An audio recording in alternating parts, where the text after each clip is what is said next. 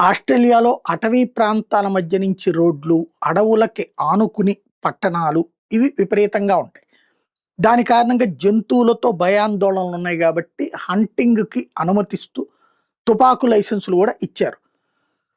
ఇవి 45,00,000 తుపాకులున్నాయి బయట. మొన్న ఏదైతే కాల్పులు జరిగిందో తండ్రి, కొడుకులు ఇద్దరు గూడా హంటింగ్ లైసెన్స్ తీసుకొని, అందులో భాగంగా 6 రకాలైన తుపాకులు తీసుకొని, దాని ద్వారా వాటిని తీసుకునేసి మత ఉన్మాదంతో రెచ్చిపోయి, మిగతా వాళ్ళ ప్రాణాలు తీసినటువంటి సంఘటన ఏదైతే ఉందో, ఆ ఉదంతం తర్వాత ఇప్పుడు ఆస్ట్రేలియా ప్రభుత్వం ఒక సంచలన పిలుపునిచ్చింది. మీ దగ్గర ఉన్నట్టు తుపాకులు ఇక తుపాకులు నిషేధం అని కాకుండా, మీ దగ్గర ఉన్న తుపాకులు తీసుకొచ్చేసి ప్రభుత్వానికి ఇచ్చేసేయండి. ప్రభుత్వం మీరు ఎంత పెట్టి కొన్నారో ఆ డబ్బులు ఇచ్చేస్తుంది. ఆ తుపాకులన్నిటి తాము నిర్వీర్యం చేస్తాం అని ప్రకటిస్తున్నారు.